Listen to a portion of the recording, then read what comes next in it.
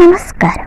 ശിവക്ഷേത്രത്തിൽ പോയാൽ ചെയ്യാൻ പാടില്ലാത്ത 7 കാര്യങ്ങളും അത് ചെയ്താലുള്ള ദോഷഫലങ്ങളെയും പറ്റിയാണ് ഞാൻ ഇന്ന് പറയാൻ പോകുന്നത്. ദോഷിപ്പിക്കുന്നില്ല. ആദ്യത്തെ കാര്യം എന്താണെന്ന് നമുക്ക് നോക്കാം.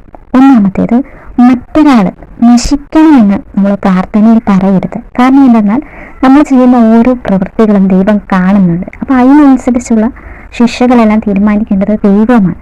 അപ്പം നമ്മൾ അതിനെപ്പറ്റി ഒന്നുകൂടെ പറയേണ്ട ആവശ്യമില്ല.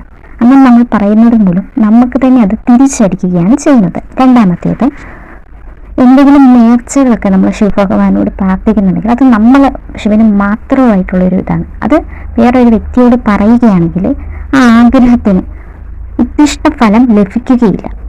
മൂന്നാമത്തേത്, ശിവക്ഷേത്രത്തിൽ പോകുമ്പോൾ ആദ്യം നന്ദിയെ നോക്കി ഓം നമഃ ശിവായ എന്ന് 3 തവണ ചൊല്ലി പ്രാർത്ഥിച്ചുകൊണ്ട് വേണം നമ്മുടെ ആഗ്രഹങ്ങൾ ഭഗവാനോട് പറയാൻ. 4, ഭഗവാനെ വെല്ലുവിളിക്കുന്ന രീതിയിൽ പ്രാർത്ഥിക്കാൻ പാടില്ല. അതായത് ഈശ്വരൻ ഉണ്ടെങ്കിൽ എനിക്ക് ഈ കാര്യം ചെയ്തു തരണം, ഈശ്വരൻ ഉണ്ടെങ്കിൽ എനിക്കത് നേടിത്തരണം, അങ്ങനെയൊന്നും നമ്മൾ പ്രാർത്ഥിക്കാനേ പാടില്ല. അതൊക്കെ വലിയ ദോഷമാണ്. അടുത്തത്, 5-മത്തേത്, ശരീരശുദ്ധി, മനഃശുദ്ധി, ഈ 2 കാര്യങ്ങളും ഉറപ്പ് വരുത്തിയിരിക്കണം ശിവക്ഷേത്രത്തിൽ പോയി പ്രാർത്ഥിക്കുന്നതിന് മുമ്പ്.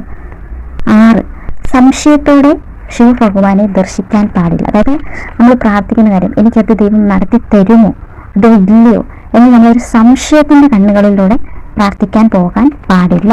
അതേപോലെ 7-മത്തെ കാര്യം എന്ന് പറയുന്നത്, നമ്മൾ എന്ത് കാര്യം പ്രാർത്ഥിക്കുമ്പോഴും അഥവാ അത് നടന്നു കിട്ടിയില്ല എങ്കിൽ നമ്മൾ അതിന് ദൈവത്തെ പഴി ചേരാൻ പാടില്ല. എനിക്കത് നൽകിയില്ലല്ലോ ഭഗവാനെ, എന്നോട് ഈ ചതി വേണ്ടായിരുന്നു, ഇങ്ങനെയൊന്നും നമ്മൾ പ്രാർത്ഥിക്കാൻ പാടില്ല.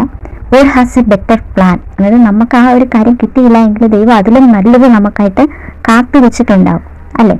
അപ്പോൾ ഈ 7 കാര്യങ്ങളാണ് നിങ്ങൾ ശിവക്ഷേത്രത്തിൽ പോകുമ്പോൾ ചെയ്യാൻ പാടില്ലാത്തത്. പ്രാർത്ഥനകളിൽ, എൻ്റെ പ്രാർത്ഥനകളിൽ നിങ്ങളെ ഉൾപ്പെടുത്താനായിട്ട് നിങ്ങളുടെ പേരും നാളും കമൻറ്റ് ബോക്സിൽ കുറിക്കാൻ മറക്കരുത്. ജ്യോതിഷ സംബന്ധമായ കൂടുതൽ അറിവുകൾ ലഭിക്കുവാൻ നിങ്ങൾ ഈ ചാനൽ ലൈക്ക് ചെയ്യുക, ഷെയർ ചെയ്യുക, കമൻറ്റ് ചെയ്യുക, സബ്സ്ക്രൈബ് ചെയ്ത് കൂടെ കൂടുക. അതോടൊപ്പം തന്നെ നിങ്ങളുടെ ജീവിതത്തിലെ മഹാദേവൻ്റെ അനുഗ്രഹം തൊട്ടറിഞ്ഞ നിമിഷങ്ങളുണ്ടോ? അങ്ങനെയുള്ള അനുഭവങ്ങളൊക്കെ നിങ്ങൾക്കുണ്ടായിട്ടുണ്ടെങ്കിൽ അതൊക്കെ ഒന്ന് താഴെ കമൻ്റായിട്ടിടണേ. ഇതറിയുന്നത് എന്നൊരു മഹാപുണ്യമായിട്ടാണ് ഞാൻ കരുതപ്പെടുന്നത്.